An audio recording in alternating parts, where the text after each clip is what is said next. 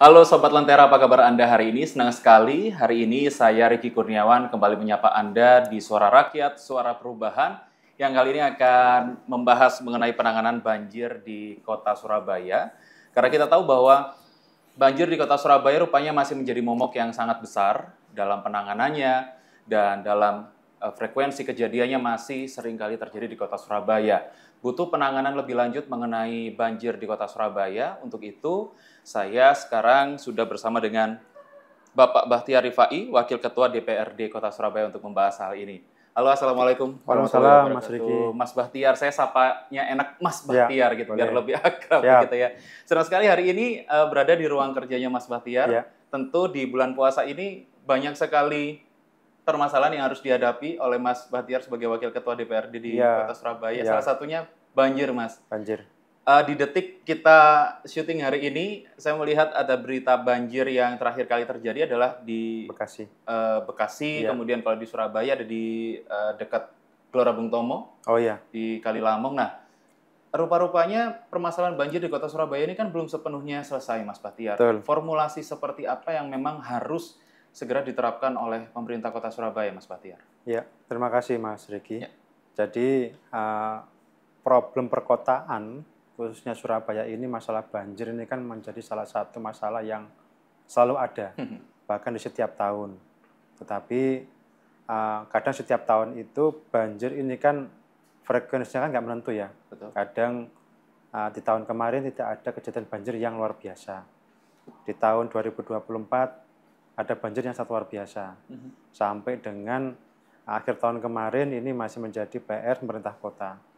Kemarin ketika Pak Wali Kota dan Wakil Wali Kota melakukan pidato penyampaian visi misi di DPRD Surabaya, beliau mengundang 3 kepala daerah dari sekitar Bupati Gresik, Sidoarjo, dan Bangkalan.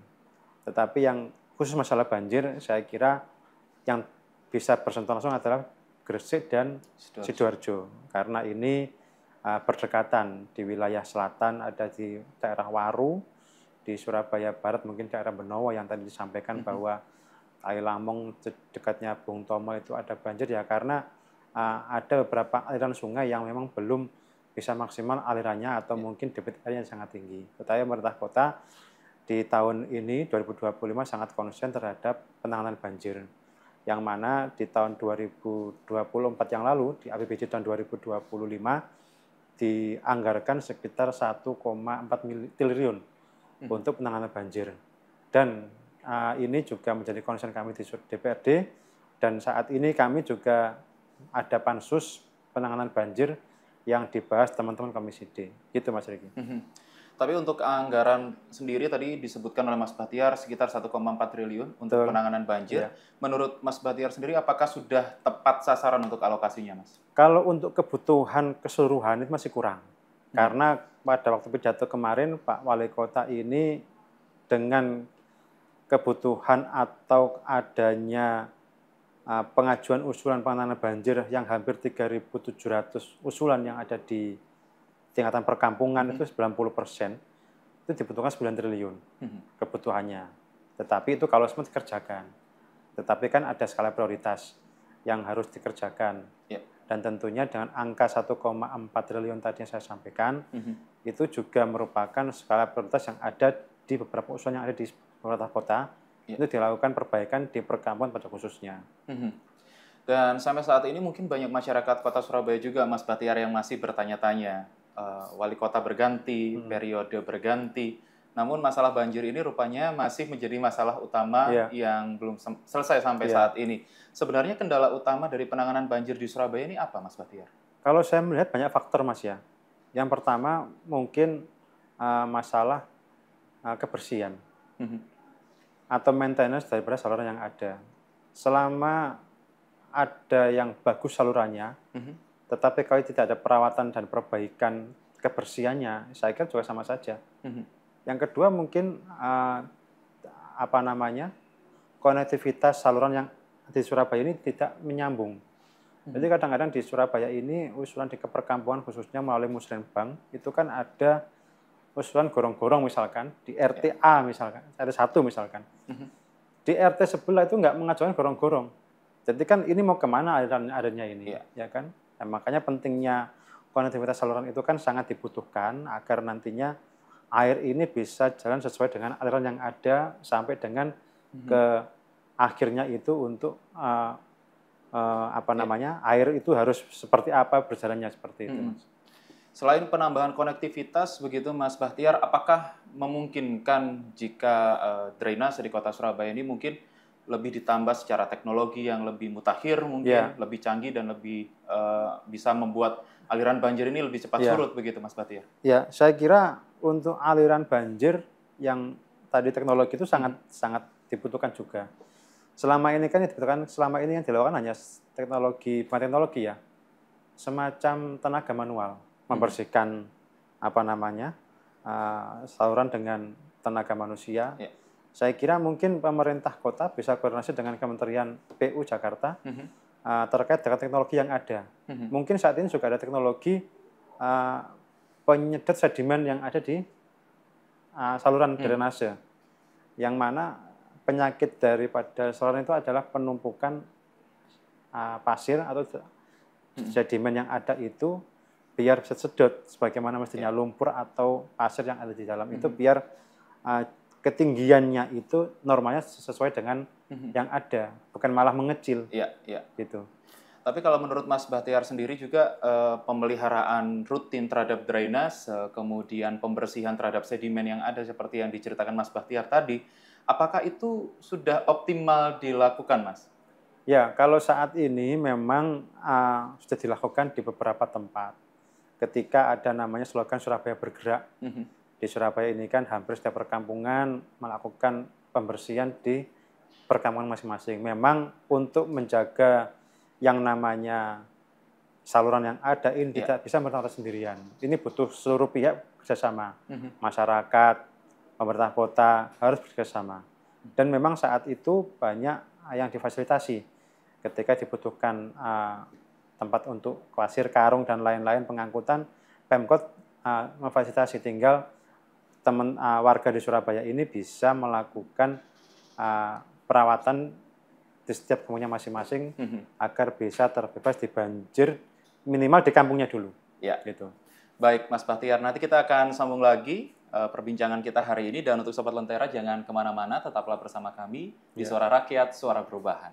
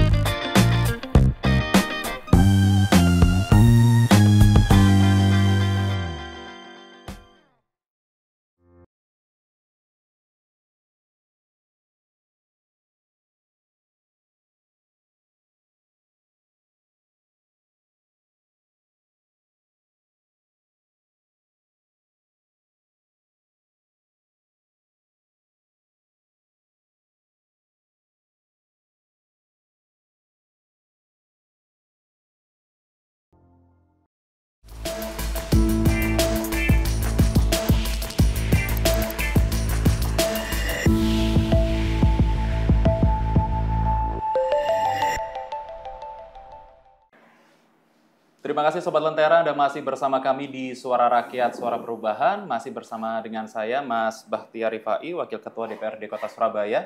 Mas Bahtiar, kita sambung lagi perbincangan kita mengenai banjir di Kota Surabaya. Sebenarnya kalau banjir di Kota Surabaya sendiri, untuk saat ini penanganannya, Mas, kalau dari DPRD, apakah ada usul untuk kebijakan baru atau regulasi baru yang harus dilakukan oleh pemerintah Kota Surabaya dalam penanganan banjir? Kalau saat ini yang dilakukan teman-teman Pemkot itu masih sebatas penanganan waktu ada kejadian banjir yang ada. Seperti hanya misalkan di perkampungan itu ada wilayah yang banjir itu ketika tidak jalan airnya itu dilakukan penyedotan melalui mobil PMK. Nah, ada juga saluran yang sudah berjalan dibangun tetapi tidak berfungsi. Ini malah membuat pekerjaan baru pemerintah kota. Dan saya kira nanti dalam program pansus yang ada di DPR Surabaya, ini masih dibahas Mas ya, terkait dengan penanganan banjir di Surabaya ini seperti apa, dan mudah-mudahan ke depan ada langkah-langkah jitu yang bisa dilakukan pemerintah Surabaya untuk minimal banjir yang besar ini tidak ada di Surabaya lagi. Langkah-langkah jitu yang harus dilakukan oleh pemerintah Kota Surabaya. Tentunya harapannya dari masyarakat Kota Surabaya adalah ini diimplementasikan sebaik-baiknya begitu, Betul. Mas Bahtiar. Dan bagaimana peran DPRD, Mas, untuk memastikan bahwa nantinya langkah jitu atau jurus jitu pemerintah Kota Surabaya ini bisa diimplementasikan dengan baik sehingga banjir tidak mudah lagi meluap di Kota Surabaya begitu? Ya, yang pertama kita mungkin akan mendorong beberapa daerah yang langganan banjir. Langganan banjir ini kan banyak faktor, Mas ya. Apakah dia dari dekat sungai, apakah memang itu cekungan, ataukah memang tidak salurannya. Nah, ini perlu diselesaikan dulu wilayah-wilayah yang menjadi langganan. Berbeda dengan wilayah-wilayah yang terdampak banjir. Misalkan karena sungainya itu penuh sampah, akhirnya banjir meluber ke perkampungan, itu beda lagi. Yang kita utamakan adalah perbaikan di wilayah yang langganan banjir dulu itu diselesaikan. Contoh misalkan kemarin yang tahun lalu 2024 ada jebolnya tanggul di wilayah Simo di daerah Sukamanunggal.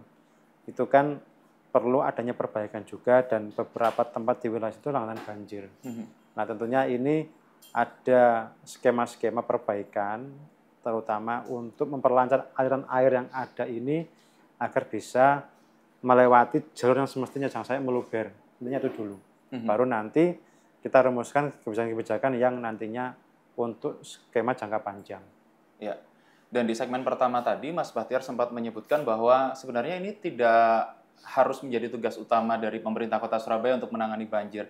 Masyarakat pun juga harusnya punya andil, turut serta untuk menangani banjir begitu. Nah, sejauh ini lagi-lagi peran DPRD Kota Surabaya, Mas Bahtiar. Bagaimana caranya DPRD Kota Surabaya bisa mendorong masyarakat untuk bisa berpartisipasi aktif dalam penanganan banjir? Ya, memang ada program tadi saya sampaikan, program tadi apa namanya programnya itu? Surabaya Bergerak.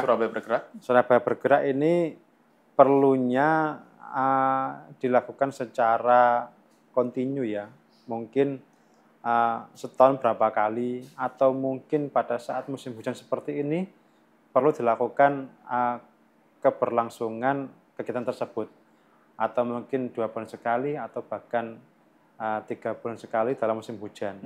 Karena bagaimanapun dengan sumber daya manusia yang ada di Pemkot Surabaya, saya kira tidak akan bisa menjangkau seluruh Surabaya. Nah, dibutuhkan kerjasama yang baik masyarakat dan juga kami sebagai DPRD dan juga masyarakat tentunya akan melakukan kerjasama semacam gotong royong ya, atau kerja bakti yang ada di perkampungan. Ini penting karena yang tahu wilayahnya banjir nggak banjir itu kan ya orang di situ juga. Betul.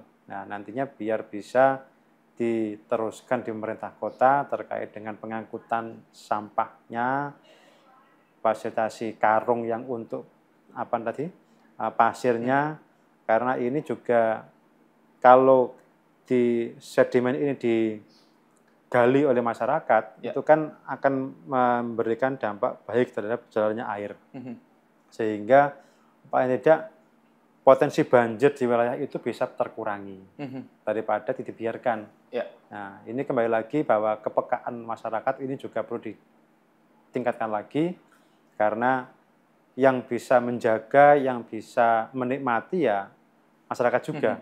Pemerintah kota ini hanya memfasilitasi saja, intinya seperti itu. Betul, jadi butuh kolaborasi begitu ya, antara masyarakat dan juga pemerintah kota Surabaya.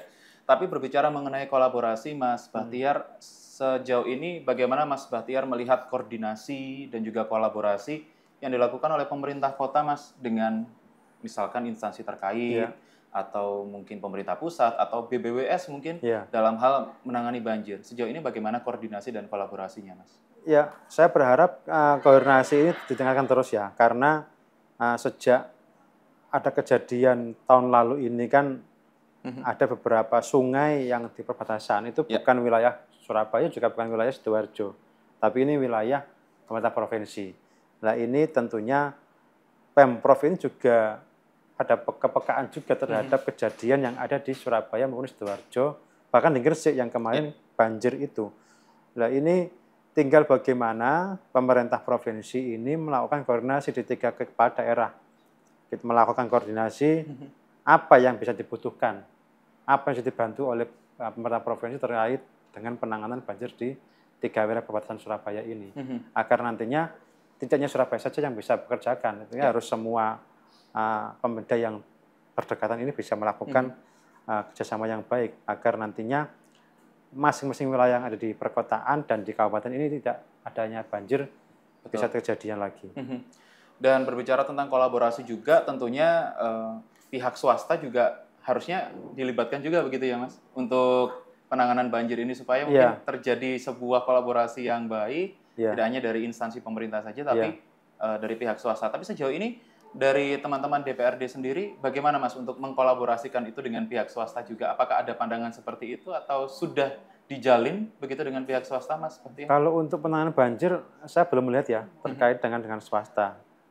Apa saya yang belum tahu atau yang belum ada? Ini saya rasa masih belum ada.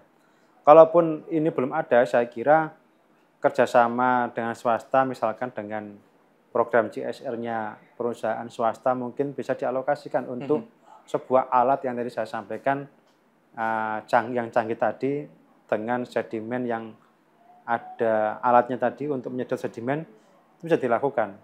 Nah, misalkan kebutuhan alatnya ini berapa? Apakah perlu di setiap kecamatan? Apakah perlu di wilayah kelurahan? Nah, saya belum tahu harganya berapa alat ini kan. Kalau misalkan dengan angka yang terjangkau, saya kira bisa diberikan di setiap kelurahan. Berarti nanti tinggal di RW mana yang butuh tinggal dilakukan, dan ini sebuah kerjasama yang bagus antara swasta dan pemerintah kota. Selain penanganan masalah sosial dan pendidikan, tentunya masalah banjir ini juga menjadi perhatian kita semuanya, gitu, Mas. Baik, Mas Bahtiar, nanti kita akan sambung lagi perbincangan kita, dan Sobat Lentera jangan kemana-mana, tetaplah bersama kami di Suara Rakyat, Suara Perubahan.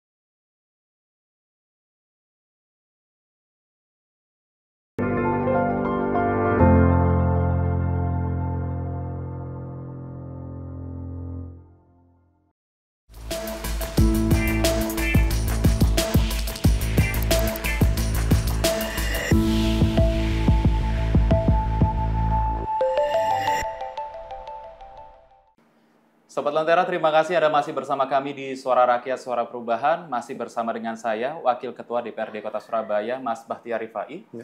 Mas, kali ini saya ingin menyasar kepada pertanyaan mengenai pandangan Mas Bahtiar tentang iklim di Surabaya ini kan sedang tidak menentu, sedang labil-labilnya begitu ya, dan hujan deras pun juga tidak terhindarkan akhir-akhir ini, Mas. Nah, menurut Mas Bahtiar, pandangan Mas Bahtiar sendiri, dengan adanya faktor iklim, apakah itu nanti akan berdampak pada frekuensi banjir di Kota Surabaya, Mas? Ya, kalau melihat faktor cuaca yang ada akhir-akhir ini memang tidak sangat menentu, sangat labil sekali ya. Kadang hujan, kadang enggak. Tetapi melihat beberapa minggu terakhir ini memang masih tertangani dengan baik masalah banjir di Surabaya. Berbeda dengan ketika hujan ini yang akhir tahun lalu itu yang frekuensinya, durasinya itu hampir 3 sampai 4 jam. Itu kan yang sangat bisa membuat potensi banjir. Jadi kalau saya melihat di akhir-akhir ini, khususnya dalam seminggu terakhir, dengan curah hujan yang ada, saya kira ini masih bisa ditangani dengan baik di Surabaya. Karena kesiapsiagaan aparat yang ada di bawah ini, baik wali kota, camat maupun lurah, bahkan bupati terkait ini sangat standby apabila ada kejadian hujan dan lain-lain. Karena setiap kegiatan atau setiap waktu itu Pemkot selalu berkoordinasi dengan BMKG terkait dengan kondisi cuaca yang akan ada di Surabaya dalam beberapa hari ke depan. Jadi ini persiapan-persiapan sudah dilakukan dengan baik dan alhamdulillah hasil sekarang ini jadi dibuktikan bahwa Surabaya bisa menangani potensi adanya gangguan banjir di Surabaya. Dan untuk solusi jangka panjang, Mas, apa yang harus dilakukan oleh pemerintah Kota Surabaya? Perlukah penambahan pompa air misalnya? Ya, itu kan kalau pompa itu kan sudah sebuah rutinitas yang harus dilakukan di setiap saluran yang ada ya. Tetapi kalau yang penting jangka pendek dulu. Yang penting itu kebersihan daripada saluran itu harus dijaga dulu. Baru nanti kita melakukan yang namanya penguatan-penguatan yang ada atau penambahan pompa, terus juga penambahan alat-alat yang canggih untuk mengeruk sedimen tadi itu yang utama untuk jangka panjang. Kalau jangka pendeknya saja tidak dilakukan, ya kita mustahil untuk jangka panjang dilakukan. Jadi jangka pendek dulu dilakukan, pembenahan saluran konektivitas yang ada itu harus dilakukan secara maksimal agar nantinya program jangka panjang nantinya ini bisa dilakukan dengan baik. Nah, ini kan juga ada usulan Mas Bahtiar akhir-akhir ini mengenai pengalihan dana MBG atau makan bergizi gratis begitu ya. Nah, bagaimana pandangan Mas Bahtiar ketika nanti pengalihan ini juga untuk penanganan banjir begitu? Apakah sudah efektif atau sebenarnya kurang nih kalau misalkan harus hanya mengalihkan dana MBG aja gitu? Jadi dana MBG ini kan dari Jakarta ya, dari APBN. Pada akhir-akhir tahun yang lalu memang Pemda ini diminta untuk bersiap-siap terhadap pelaksanaan MBG di masing-masing wilayah. Dan pada saat itu ada yang namanya pengalokasian untuk MBG. Ketika ini sudah murni APBN, dikembalikan lagi ke pos-pos awal. Dengan skema 1,4 triliun yang ada di APBD 2025, saya kira ini bisa dimaksimalkan dulu. Dimaksimalkan, yang jelas dengan anggaran yang ada saat ini dimaksimalkan dengan baik, dan juga yang mengerjakan ini jangan asal-asalan. Karena beberapa tahun yang lalu, tahun berapa saya lupa itu, tahun 2022 kalau nggak 2023, pemerintah wali kota ini juga menemukan di lapangan bahwa terjadi asal-asalan terhadap pembangunan saluran yang ada di wilayah Surabaya. Kalau nggak Surabaya Utara, Surabaya Timur, saya lupa tempatnya di mana. Akhirnya kan di blacklist itu kontraktor yang ada, dan saya berharap si pengerja ini yang ada di Surabaya ya dikerjakanlah sebagaimana mestinya, karena ini untuk hajat hidup orang banyak. Jangan memikirkan keuntungan yang ada, karena ini juga kalau banjir yang susah juga warga kita juga yang susah. Nah, ini perlunya pencermatan anggaran dan juga kehati-hatian terhadap setiap pekerjaan yang ada.